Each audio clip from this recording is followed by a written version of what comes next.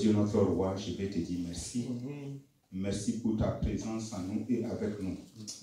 Dans ce rendez-vous divin, nous sommes venus pas pour rencontrer un homme ni une femme, mais parce que nous savons une chose. Tu dis au milieu de l'assemblée de ton peuple, oui Seigneur, il y a la joie. Et c'est cette joie-là, oui Seigneur, que nous sommes venus, oui Seigneur, dans ta présence. Papa, ce soir, oui Seigneur, voici ton peuple qui est venu assoiffé d'entendre ta parole. Papa, Père puissant, oui Seigneur, c'est toi qui vas les arroser ce soir. Je prie maintenant dans le nom de Jésus que leur cœur soit disposé à recevoir cette parole de grâce. Au nom de Jésus, Papa, étends ta main de puissance et de force, que toute œuvre et tout plan de l'ennemi, oui Seigneur, soit échoué maintenant au nom de Jésus. Père de toute puissance, je bénis ton nom pour ces instants dans le nom de Jésus. Amen. Amen. Amen. Amen. Que le Seigneur soit béni. Amen. Amen. À chaque fois que nous plongeons nos regards dans la parole de Dieu, la parole de Dieu, comme je l'aime le dire, c'est toujours un miroir. Amen. Et quand tu te regardes dans le miroir te parle en silence. Dis, Monsieur Julien, tu as la saleté sur ta joue gauche. Tu obéis, tu enlèves l'eau et puis tu nettoies. Et souvent, nous sommes rebelles avec la parole de Dieu. La parole de Dieu me dit, tu ne dois pas faire ça. Et puis, je fais comme si je n'avais pas entendu. Et ça devient un empêchement pour notre marche chrétienne. Amen. Dieu soit loué. Amen. Donc ce soir, nous allons partager ensemble ce thème, l'alliance de Dieu avec Noé. Nous allons essayer de trouver des versets pour argumenter cela. Et après cela, on va faire quelques sujets de prière. Donc quand on parle d'alliance, l'alliance c'est quoi? L'alliance, il faut savoir que l'alliance c'est comme un accord. C'est un accord sacré. Ou soit c'est un accord sacré, ou soit une promesse mutuelle entre Dieu et une personne, ou soit un groupe de personnes. Alléluia. Alors, et Dieu, quand il fait une alliance, c'est pour que celui à qui il a fait alliance là reçoit une bénédiction. Que la personne reçoit une bénédiction en laissant de l'obéissance que la personne va faire. C'est dans ce but que Dieu fait toujours une alliance avec une personne. Et Noé, c'est qui? Noé, c'est le fils de Lémec. Lémec même qui a pour père Methushélah. Methushélah est le plus vieux du monde. 960 et quelques ans. Et son père s'appelait Enoch. Quand Enoch a eu Methushélah, qu'est-ce qui s'est passé? Il a tellement vécu dans la présence de Dieu que ce Enoch-là n'a pas vu la mort. Dieu est venu le prendre pour l'amener avec lui. Et il était aussi 5e fils de Adam. Alléluia.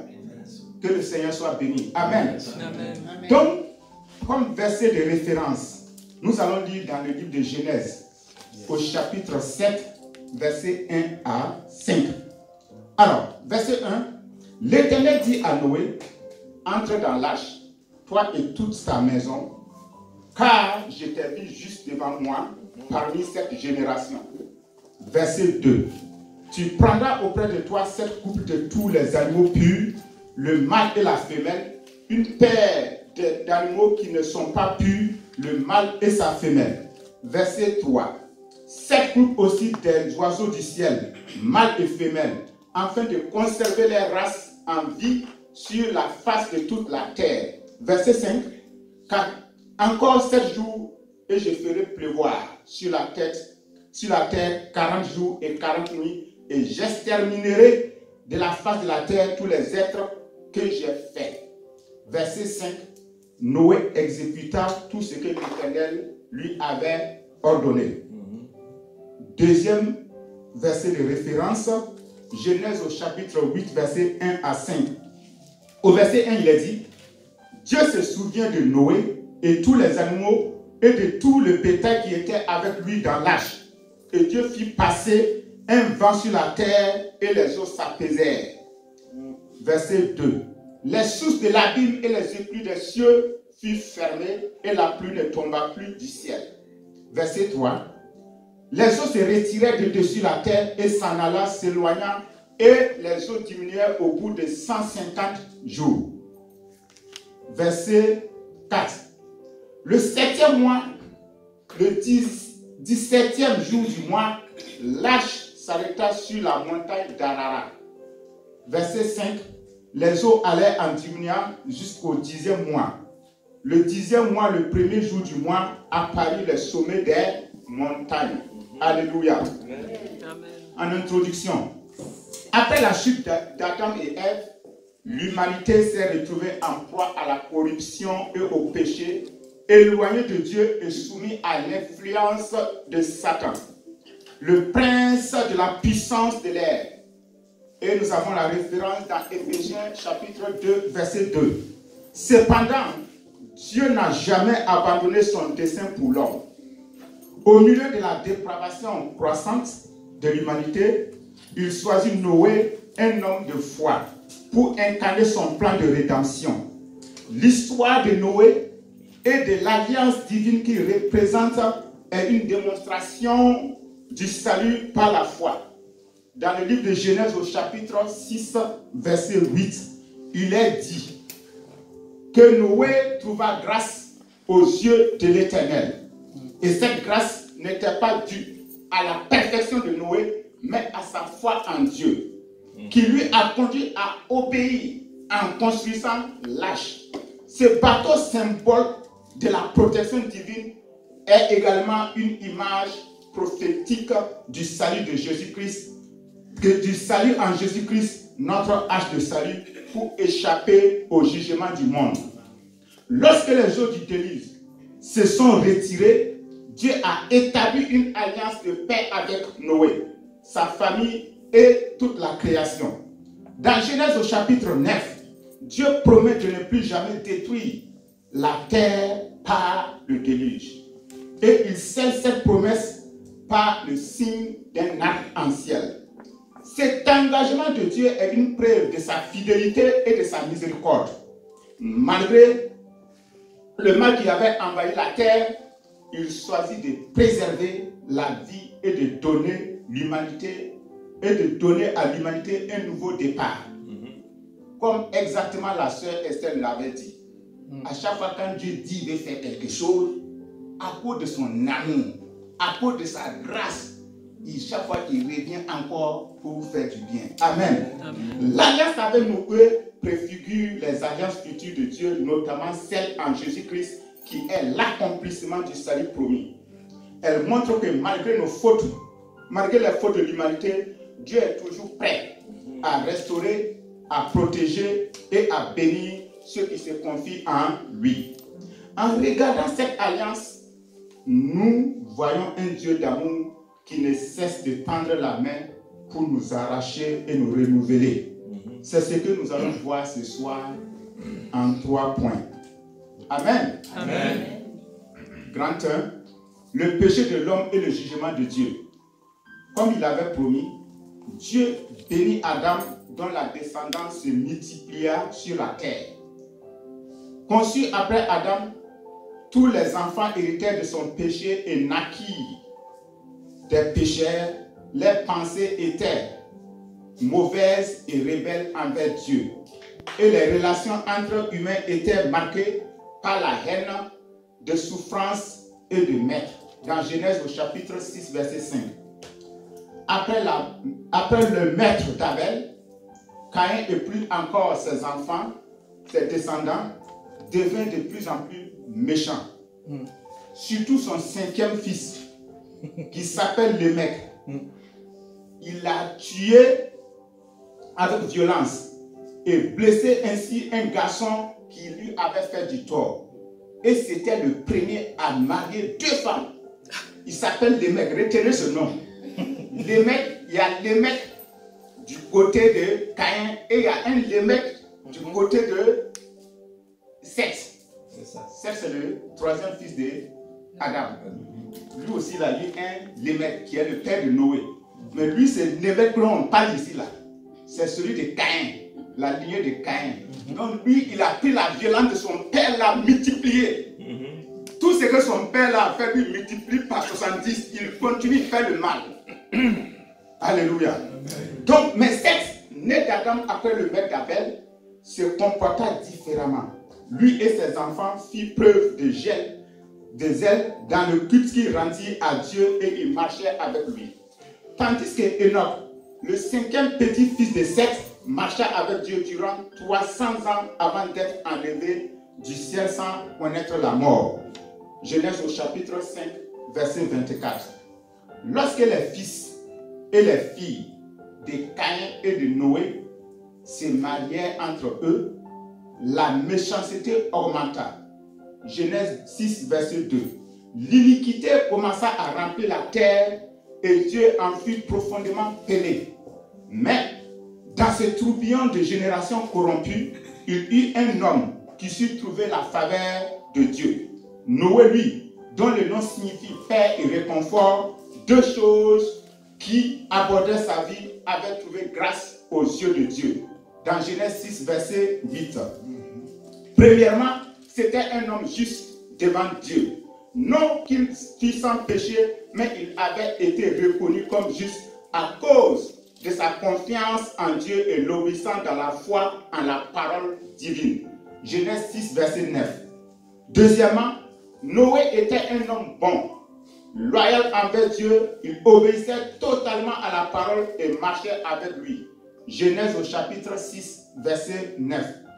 Troisièmement, il avait trouvé grâce aux yeux de Dieu et notons au passage que personne, à moins de se plaire dans la vision de Dieu et de trouver grâce à ses yeux, ne peut tenir devant lui. Même si Noé avait été bon et juste, dans chacune de ses actions, ses mérites ne lui auraient rien valu si Dieu auparavant et dans sa justice ne lui avait pas accordé sa grâce. Parce que Noé se réjouissait dans la grâce de Dieu et qu'il prenait plaisir à marcher avec lui, Dieu lui dévoila non seulement son plan de jugement pour s'attirer la méchanceté du genre humain, encore son plan de salut qui permettait à l'homme d'échapper au jugement. Amen.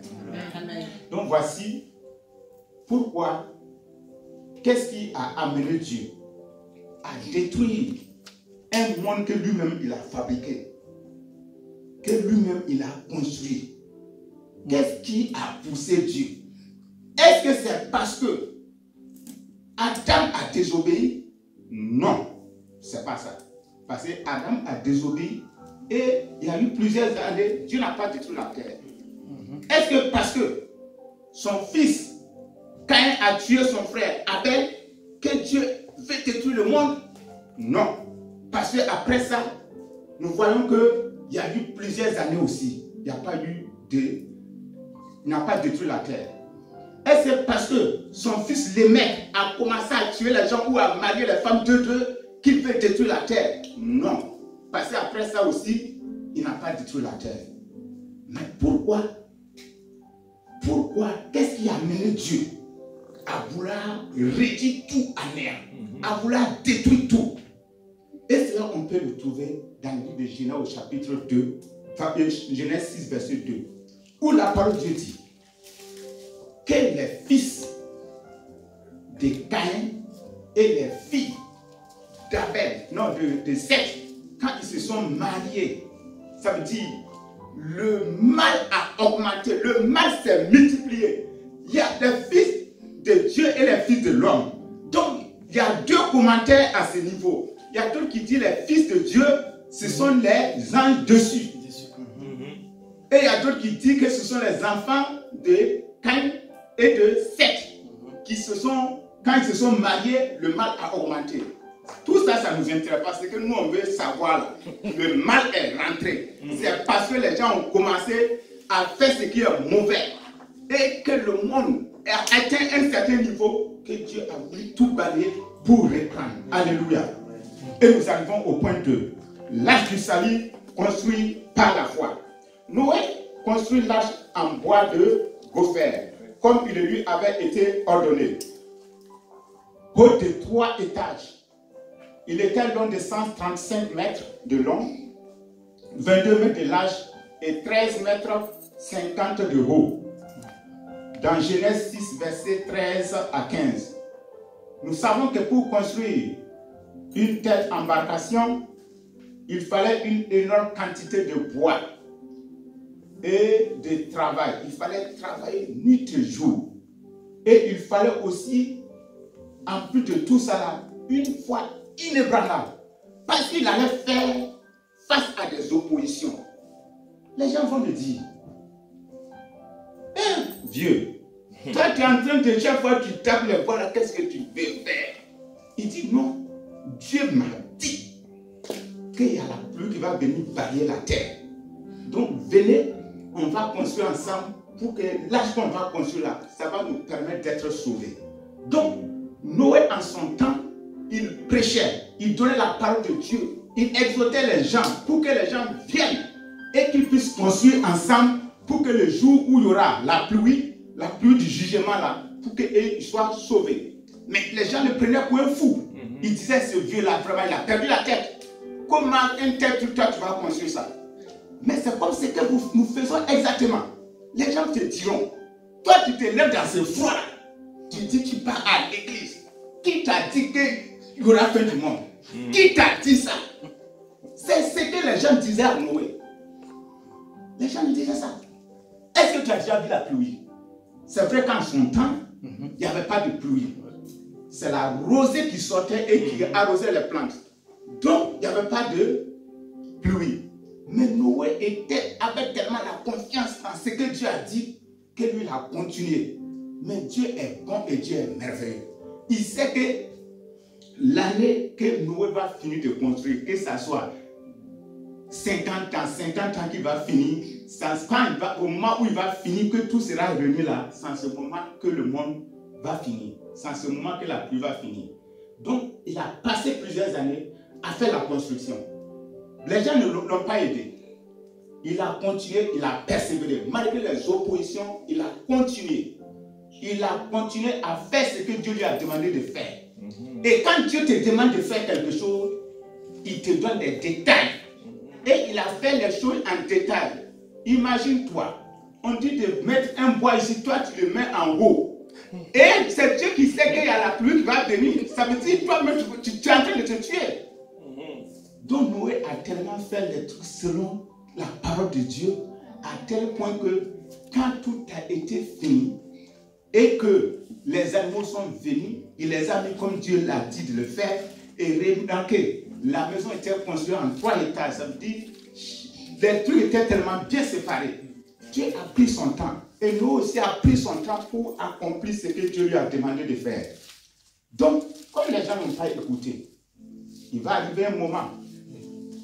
Un jour, les gens se lèvent et ils voient que dans le ciel, c'est sombre. Il y a des nuages. Et maintenant, ça commence à parler dans leur cœur. Est-ce que ce n'est pas ce que le vieux là nous disait? Est-ce que ce n'est pas ça? Donc, ça sera aussi comme ça pour nous. Marchons avec le Seigneur. Ne laisse pas quelqu'un te décourager pour laisser la main de Dieu, pour laisser la main de Jésus. Parce qu'il y aura un temps. Et nous devons vivre. Il faut que chacun même vive comme si tu vas mourir tout de suite. Parce que le temps, on ne sait pas. Chaque fois les nouvelles viennent, que quelqu'un était là hier, aujourd'hui il n'est plus là. C'est pas qu'il a fait quelque chose de mauvais. Non. C'est pas ça. Donc on doit se préparer comme si on allait partir tout de suite. Alléluia. Et si le Seigneur Dieu nous prend, alors là nous serons dans la gloire et le nom du Seigneur soit béni. Amen. Amen. Donc Noé et sa famille ne croyaient pas seulement en Dieu, mais ils prouvaient encore leur foi par leur conduite. À cause de la foi, ses serviteurs zéleux furent reconnus justes devant Dieu. Remarquons que sa seule famille proche était à bord, qui nous permet d'affirmer qu'à cette époque, il n'y avait peu d'hommes humbles sur la terre. Le moment prévu qui est arrivé, quand les nuages sont venus, dans Genèse 7, verset 12, Noé, sa femme, ses 3 fils et les femmes montaient dans l'arche. Et l'eau a commencé à monter de plus en plus jusqu'à ce que l'arche flotte au-dessus des montagnes. Il paraît évident que certaines personnes ont changé d'avis. Comme ce que je disais, ils ont commencé à courir pour aller sur le vieux maintenant. Et ils sont allés trouver que le bateau est déjà fermé. C'était déjà fermé, trop tard, ils ne pouvaient pas rentrer. Donc, Noé, sa femme, ses enfants et leurs femmes et les animaux qui sont rentrés et ils ont été sauvés. Toute créature vivant sur la terre mourut. La pluie dura 40 jours et pendant 150 autres jours, la terre fut recouverte d'eau. L'arche que Noé avait construite par la foi le sauva, lui et sa famille. Elle devint pour ceux qui n'avaient pas cru en sa parole la preuve du jugement de Dieu. Amen. Ce que Dieu envoie pour te sauver peut être un jugement pour d'autres personnes. Nous l'avons vu. Quand Dieu a étendu sa main sur le peuple de Dieu, quand ils ont traversé la mer Rouge, le fait d'ouvrir la mer Rouge a sauvé le peuple de Dieu. Mais quand l'armée de Pharaon ont voulu les attaquer là-bas, ça a été un jugement pour eux. Et ils ont été délivrés à jamais de l'ennemi. Amen. Donc quand l'ennemi te poursuit là, ne te décourage pas. Toi, ce que tu as à faire, reste connecté à Dieu. Amen. Reste connecté à Dieu. Amen. Ça veut dire qu'il est en train de creuser sa tombe. Il est en train de creuser sa tombe et il va partir pour toujours. Tu n'as pas à te pleurer quand quelqu'un est en train de te vouloir te détruire. C'est que nous, on doit faire. C'est que l'enfant de Dieu doit faire. C'est rester attaché à Dieu. Une fois que tu es resté attaché à Dieu, les autres trucs, les bruits là, ça va bien te dire. Ce navire était le moyen de salut proposé par Dieu à ceux qui voulaient y monter. Il annonçait la croix de Jésus-Christ destinée à pourvoir au pardon des péchés pour ceux qui se repentiraient en demandant au sang de Jésus de les laver et de les purifier. Ainsi, autant là était le moyen de salut au temps de Noé, autant le sang de Jésus versé sur la croix est le moyen de salut valable aujourd'hui pour nous sauver du jugement à venir. Aujourd'hui, quiconque confesse comme son sauveur personnel verra, quiconque confesse Jésus comme son sauveur personnel verra ses péchés pardonnés par son sang et échappera au jugement à venir dans le livre de Romains au chapitre 10, versets 9 à 11. Amen. Amen. Donc nous retenons que malgré la prédication que Noé annonçait, les gens n'ont pas écouté. Et c'est la même chose dans notre monde d'aujourd'hui. Comme je le disais, tu dis dans ce froid que toi tu pars à l'église, les gens vont te regarder, vont dire est-ce que toi ta tête là ça marche. Ne laisse pas les gens te décourager. Amen. Amen. Et nous arrivons au troisième point. Jésus, l'arche du salut. Noé vécut au déluge, mais il n'en vit pas les effets immédiats. Parce que l'unique fenêtre de l'arche regardait vers le ciel. Genèse 6, verset 16. Ne pouvant diriger ses regards que vers le haut, il ne voyait donc que le ciel. Et comme il se trouvait à l'intérieur du bâtiment, il ne pouvait apercevoir ni la pluie, ni les eaux du déluge. Voilà une leçon importante pour qui nous sommes déjà dans l'arche, pour ceux qui sont déjà dans l'arche du salut de Jésus. Amen. Pour être victorieux durant la traversée, ne regardons pas au flot, mais ouvrons bien plutôt les fenêtres de la prière et tournons notre regard vers Dieu. Alors nous apercevrons plus que la grâce et l'amour de notre Père Céleste. Assurément, il convient par cette fenêtre de prière de lui apporter louange et de lui rendre grâce. Que la gloire lui revienne pour tout ce qu'il a accompli pour nous. Amen. Que devrons-nous donc faire maintenant que nous sommes dans l'arche du salut et que nous avons obtenu la vie éternelle? Observons ce que fit Noé lorsqu'il sortit de l'arche et nous trouverons la réponse. Quand il est sorti de l'arche, il commença par construire un autel à Dieu, puis il rendit grâce à son salut. Pour son salut. Dieu dit, car Dieu bénit quiconque cherche d'abord son royaume. Matthieu au chapitre 6, verset 33. Il agréa donc l'autel qui lui avait été élevé et s'en réjouit. Dieu bénit Noé en ces termes. Soyez féconds, multipliez et remplissez la terre. Noé ayant eu beaucoup de descendants, Dieu fit encore une alliance avec lui lorsqu'il plaça un arc-en-ciel dans le ciel. Et les eaux ne viendront plus, et les eaux ne deviendront plus un déluge pour détruire toute la chair, toute chair. Genèse 9, verset 15. Dans son amour infini, le genre humain, il ne jugeait plus par l'eau aucune créature vivante, mais il déclara qu'il jugerait le monde par le feu. À la fin des temps, étant déjà à bord de l'arche du salut, aux côtés de Jésus-Christ, nous ne verrons donc pas le jugement, mais nous serons enlevés sur la nuée pour rencontrer le Seigneur dans les airs. Alléluia. Amen. Que le Seigneur soit loué. Amen. Amen. Donc, pour être déjà dans l'arche, ça veut dire que tu dois reconnaître la parole de Dieu et tu dois reconnaître l'église. L'église de Dieu. Parce que maintenant, il y a beaucoup d'églises. Dans Apocalypse, il y a un point où on a dit l'église de Satan ou la synagogue de Satan. Donc, il faut reconnaître la parole de Dieu. Amen. Et il faut reconnaître l'église. Une fois que tu reconnais ces choses-là, il va te permettre de marcher dans la grâce du Seigneur. Une personne qui reconnaît Dieu et qui reconnaît l'église, cette personne-là va réaliser que Dieu le parle à travers l'église. Dieu nous parle à travers son église. Alléluia. Amen. Donc, ce que nous devons savoir, la véritable méchanceté, ce n'est pas quand on assassine, ce n'est pas quand on commet l'adultère, ce n'est pas quand on vole. Tout ça, ce n'est pas méchant. Mais ce qui est méchant, c'est quand tu refuses de marcher avec Jésus. C'est là que la méchanceté là même est sur ta vie. Sinon, on n'est pas différent de ceux qui ne connaissent pas le Seigneur. Peut-être que nous volons même plus que eux. Ou ça peut-être même qu'on est adultère plus que eux. Mais la seule différence, c'est parce que tu as attrapé la main du Seigneur. Amen. Et une fois que tu as attrapé la main du Seigneur, la parole de Dieu dans ta vie va même te permettre d'abandonner toutes ces choses. Alléluia. Donc, la vraie méchanceté, c'est quand nous avons refusé de marcher avec Jésus. Un jour, Jésus parlait, quand ses disciples avaient vu le bâtiment où les pierres vraiment étaient bien faites dans Matthieu 24, ils parlaient vraiment de cette maison.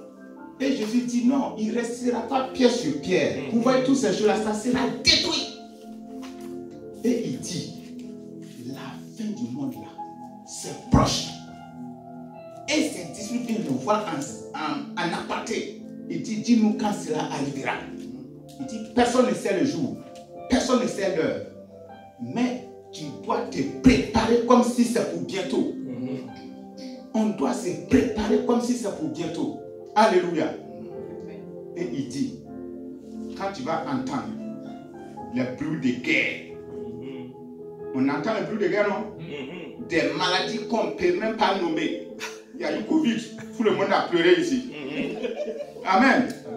Quand tu vas entendre qu'une nation s'est levée contre une nation, l'abomination, même dans la maison de Dieu, quand tu vas voir toutes ces choses-là, ce n'est pas encore la fin, mais c'est le début. Alléluia. Donc la parole de Dieu nous interpelle. Tout ce que nous faisons là, chaque fois quand on part, on veut marcher avec Dieu là. Le but final, c'est quoi on veut? Est-ce que c'est les richesses de ce monde qui nous intéressent? Ou bien c'est quoi qui nous intéresse? Ou bien c'est le Seigneur vraiment qui nous intéresse? On doit toujours se poser cette question. Amen. Amen. Jésus a dit, cherchez ce qui ne peut pas être détruit par la ruine, mais cherchez ce qui est conservé, qui ne peut pas être détruit. Alléluia. Amen. Donc nous devons marcher avec Jésus de tout notre cœur, avancer avec lui pour pouvoir être délivrés et pouvoir amener ceux qui sont avec nous ou ceux qui sont autour de nous à recevoir cette délivrance. Alléluia. Amen. Et nous arrivons à la conclusion. L'alliance de Dieu avec Noé représente bien plus qu'un simple engagement de protection contre un nouveau déluge. Elle est une promesse de rédemption et un symbole d'amour inconditionnel de Dieu envers l'humanité. dans Jean 3, verset 16. En établissant cette alliance, Dieu a non seulement offert à Noé et à sa descendance une nouvelle chance, mais il a aussi donné à toute la création un signe éternel de son engagement d'arc-en-ciel pour rappeler qu'il est fidèle à ses promesses. Genèse 9, verset 16. À travers cette alliance, Dieu a montré que même au milieu de la corruption et du péché, il désire sauver et restaurer ceux qui placent en lui sa confiance. Cette alliance est le fondement de toutes les alliances suivantes, car elle met en évidence le désir de Dieu de rester en relation avec l'humanité et de la guider vers le salut. Elle préfigure la venue du Seigneur Jésus-Christ, notre arche de salut, et annonce l'amour rédempteur que Dieu manifestera dans la nouvelle alliance en Christ. En nous rappelant cette alliance avec Noé, nous comprenons que, quelles que soient les circonstances, Dieu est prêt à renouveler, à protéger et à bénir ceux qui se confient en lui. Cette alliance est donc une invitation à vivre dans la foi et à garder l'espérance, car Dieu demeure notre refuge inébranlable. Dans Romains 15, verset 13. Amen. Amen. Amen, amen, amen. Amen. Que le Seigneur vous bénisse. Amen. Amen. Acclame le roi des rois, on acclame le Seigneur des